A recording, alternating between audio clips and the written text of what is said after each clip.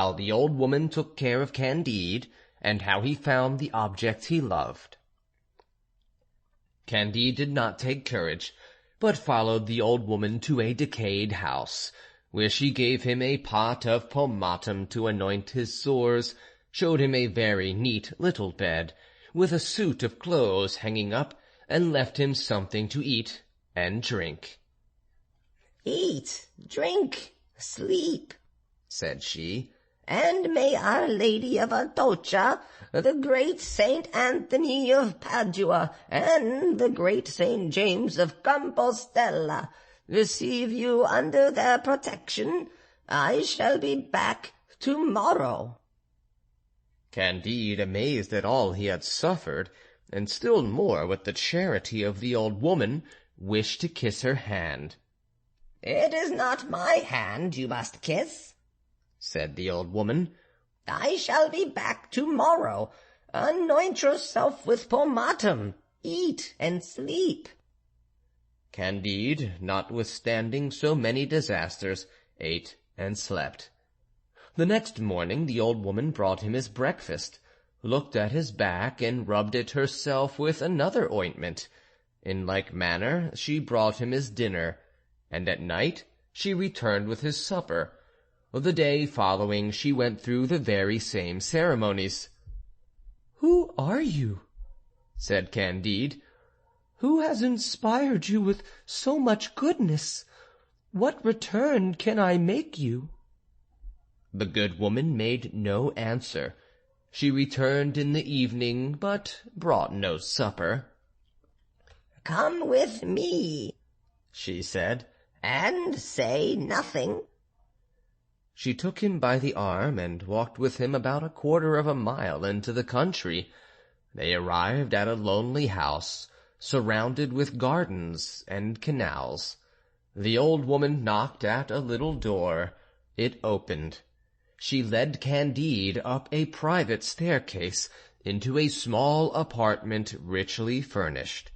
She left him on a brocaded sofa, shut the door, and went away. Candide thought himself in a dream.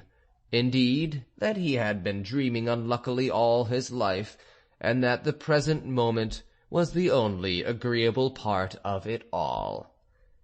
The old woman returned very soon, supporting with difficulty a trembling woman of a majestic figure, brilliant with jewels and covered with a veil. "Take off that veil," said the old woman to Candide. The young man approaches. He raises the veil with a timid hand. Oh, what a moment! What surprise! He believes he beholds Miss Cunegonde. He really sees her. It is herself. His strength fails him. He cannot utter a word, but drops at her feet. Cunegonde falls upon the sofa. The old woman supplies a smelling bottle. They come to themselves and recover their speech.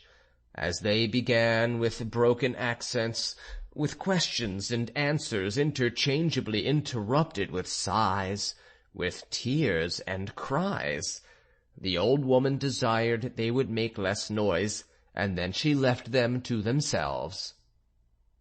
"What, is it you?" said Candide. "You live! I find you again in Portugal. Then you have not been ravished? Then they did not rip open your belly, as Dr. Pangloss informed me?" "Yes, they did," said the beautiful Cunegonde. "But those 2 accidents are not always mortal."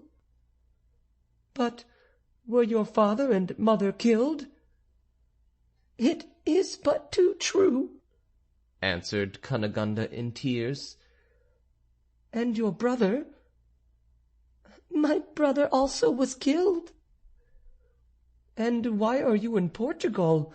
And how did you know of my being here? And by what strange adventure did you contrive to bring me to this house?"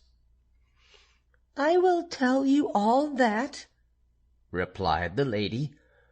But first of all let me know your history, since the innocent kiss you gave me and the kicks which you received." Candide respectfully obeyed her, and though he was still in a surprise, though his voice was feeble and trembling, though his back still pained him, yet he gave her a most ingenuous account of everything that had befallen him since the moment of their separation. Cunegonde lifted up her eyes to heaven, shed tears upon hearing of the death of the good Anabaptist and of Pangloss, after which she spoke as follows to Candide, who did not lose a word, and devoured her with his eyes. End of chapter 7. Recording by John Van Stan, Savannah, Georgia.